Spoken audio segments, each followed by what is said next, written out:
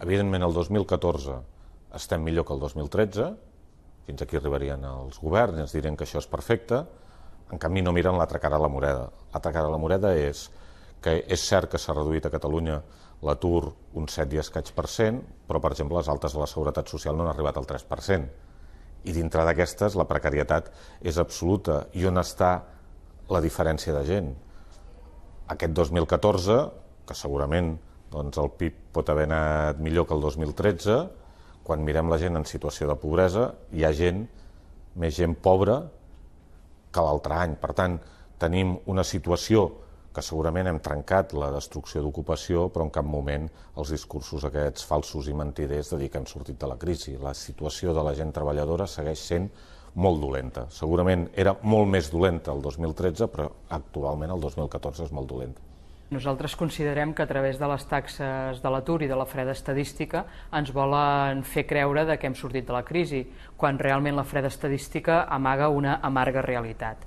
I l'amarga realitat que amaga és que en aquests moments les taxes d'atur estan maquillades. I estan maquillades perquè no computen els aturats, el que nosaltres considerem aturats invisibles. Són totes aquelles persones que no renoven la demanda al SOC d'atur per diferents motius. I dins d'aquests tres motius, un és perquè estan fent formació dins el propi SOC i aquesta gent deixa de computar com a aturada, o senzillament no renoven la demanda perquè, com que ja no tenen prestació i ja no tenen absolutament cap vincle amb el SOC que els hi pugui oferir res, decideixen donar-se de baixa. Tota aquesta gent és eliminada oficialment de les taxes d'atur i, evidentment, l'atur millora dia a dia. Les reformes laborals, especialment tota la política econòmica general de l'austeritat de la Merkel, però sobretot les reformes laborals del Partit Popular, el que han situat és que la poca ocupació que es crea en situacions de precarietat, que aquesta precarietat no et permet ni arribar a final de mes. Per tant, en aquests moments treballar no és motiu d'arribar a final de mes, per tant, tu pots treballar i seguir sent pobre. Per què? Et creen contractes a temps parcial que no treballes tota la jornada, algun mes potser sí, un altre potser no. Veiem que les altes de la Seguretat Social, les noves altes, un 20%, que és el sector que crea més ocupació, és el sector de les ETTs, i per tant, si a les ETTs hi sumem tots els sectors de serveis i d'altres que generen precarietat laboral, és evident que, per desgràcia, el que ha passat és que s'han destruït llocs de treball estables, amb antiguitats, de gent de 40-50 anys, i les noves ocupacions per aquesta gent o per la gent jove són amb salaris ja no de 1.000 euros, sinó de salari mínim o menys. Des de fa ja uns anys, l'Avalot Joves de la UGT de Catalunya estem denunciant la migració dels joves preparats d'aquest país de manera massiva, arran de les diferents retallades i de l'eclosió d'aquesta crisi que, si més no, podem dir que, a més d'econòmica, és una crisi social. El 48% de les taxes d'atur avui en dia estan ja a dins majoritàriament persones més grans de 45 anys.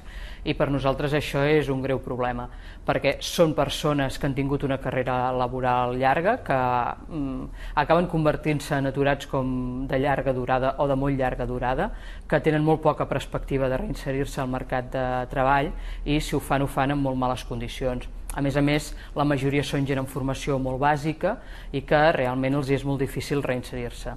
Això és un problema a curt termini, perquè aquestes persones necessiten treballar, però a llarg termini, perquè que avui no tinguin feina voldran dir que seran pensionistes pobres.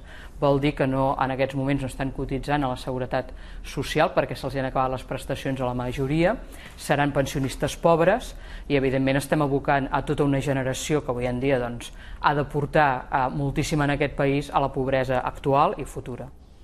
Bé, el concepte de 1.000 euros a la UGT l'hem tornat a reflotar perquè creiem que és el camí. El camí quin és?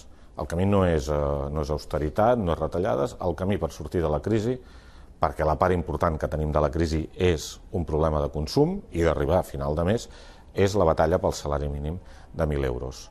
Que, evidentment, quan nosaltres fa anys vam aconseguir que el 40% dels convenis col·lectius a Catalunya arribessin a 1.000 euros, era una cosa molt més possible que ara, però ara és més necessari que mai, poder arribar a aquests nivells de salaris, que és el mínim per subsistir, perquè mentre han baixat els salaris, la llum ha pujat, totes les despeses de la llar han pujat, les hipoteques, per molt que estiguin tancades, no han baixat com han baixat els salaris.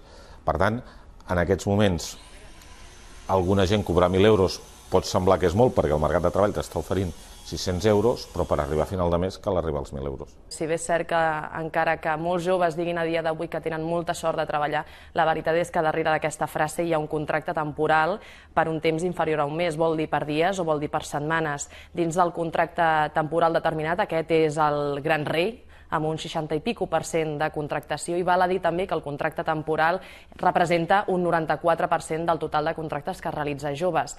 Dins de la tipologia dels contractes temporals, és veritat, tenim els de 12 mesos i els de més mesos, aquells contractes que podem dir són una mica més estables, però només representa un 0,3% de la contractació que realitza joves. Així doncs, sí que és cert el terme quan dius patint i sofrint, perquè a dia d'avui els joves estem treballant literalment per dies o setmanes. El problema està que tots els proveïdors estan renovant a la baixa els contractes. És a dir, hi ha una molt forta pressió per part de la banca, per part de les administracions, en rebaixar costos. Els costos, això vol dir que a les empreses de servei, que bàsicament ens dediquem a una qüestió d'hores, doncs clar, hem de reduir de l'única manera que es pot reduir, és a dir, baixant preus, baixant salaris o baixant, diguem, costos de proveïdor. Aleshores, què ens estem trobant?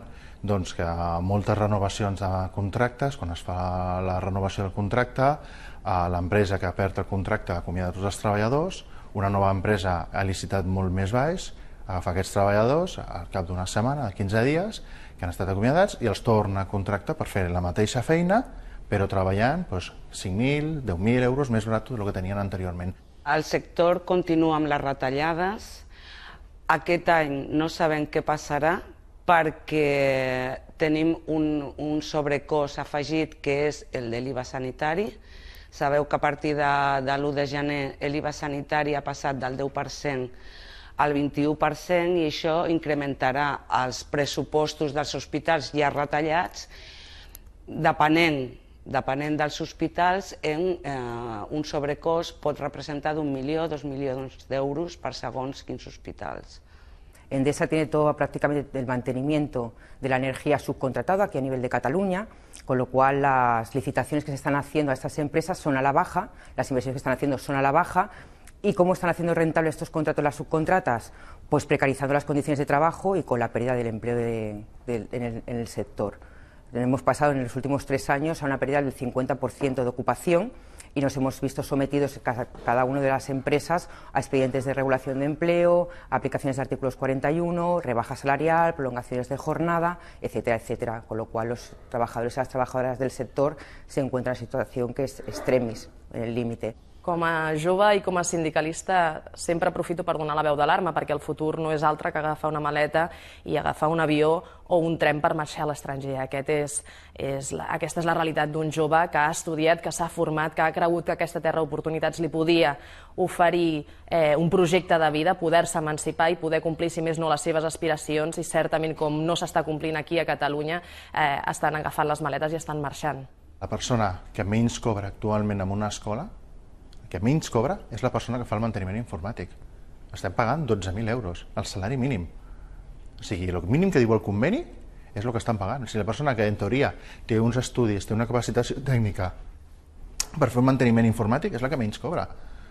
De què serveix estudiar, de què serveix fer una carrera, de què serveix tenir el que dèiem, una formació, si després resulta que l'empresa et contracta et pagar el mínim de lo mínim. I si no ho vols, tinc 50 persones a darrere que m'ho agafaran.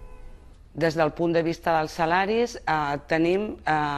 continuem en la retallada del 5% en tots els empleats públics del sector, continuem amb, diguem-ne, el que és la sanitat pública, l'ICS, continua cobrant una sola paga només, i dins de la sanitat concertada hi ha molta heterogeneïtat entre els centres públics. Hi ha alguns que han pagat un percentatge de la paga, un percentatge, un 20%, un 30%, un 50%, i hi ha d'altres que, pactant altres mesures de retallades, han pogut pagar la paga sencera, i hi ha molta diversitat dins del sector. Endesa subcontrata empresas y esas empresas contratan a trabajadores. ¿vale? Entonces, ¿qué ha pasado? Que como se ha licitado a la baja, para hacer rentables esos contratos, las empresas, para hacer viables esos contratos, han reducido sus plantillas, es decir, con menos personal se está haciendo el mismo trabajo que se hacía a los niveles del 2010. Con lo qual, imaginaros la situació per la que està atravessant el sector. Des del punt de vista de la precarietat, continuem amb plantilles molt escurçades perquè tot el que poden evitar de substituir no substitueixen. Hi ha moltes places que s'amortissen i hi ha molts serveis que estan retallats. És a dir, l'activitat dels hospitals públics ha sigut molt retallada. Sabeu que en alguns casos és retallada, augmentant les llistes d'espera. En d'altres casos, que és el que nosaltres denunciem i no entenem, aquesta activitat és derivada a centres de titularitat totalment privada, com és IDC Salut, per exemple. Negre. El veig negre, si amb les actuals polítiques el veig molt negre pel col·lectiu de joves que s'ha format i pel que, a més, els nostres pares i els nostres avis tant van lluitar. I nosaltres mateixos també estem lluitant. Per nosaltres ho veig molt negre i pels nostres fills, els que han de venir, no m'ho vull fer la idea. Per tant, el que ens toca ara mateix és reclamar el nostre joc al costat dels pares, al costat dels avis, arran de dades, arran de situacions reals i també, per què no dir-ho, amb les urnes. Jo el futur el veig molt complicat. El veig molt complicat perquè, primer, la crisi, per molt que diguin que s'ha acabat, no s'ha acabat. Les empreses segueixen intentant reduir costos. Per exemple, la meva empresa es dedica al manteniment de caixers automàtics. La meva empresa fa 5 anys aproximadament feia el manteniment de 15.000 caixers. Ara en queden 7.000 perquè han tancat les oficines. El futur imminent, a més d'incert per la situació política que tenim concretament aquí al país, a Catalunya, la veig molt incerta i no la veig amb visos de millorar, perquè els pressupostos per sanitat no han augmentat, continuen retallats. El 2015, si es vol que sigui l'any de la recuperació econòmica, cal canviar les polítiques. I el primer que s'ha de fer és canviar la reforma laboral i donar liquiditat a les empreses.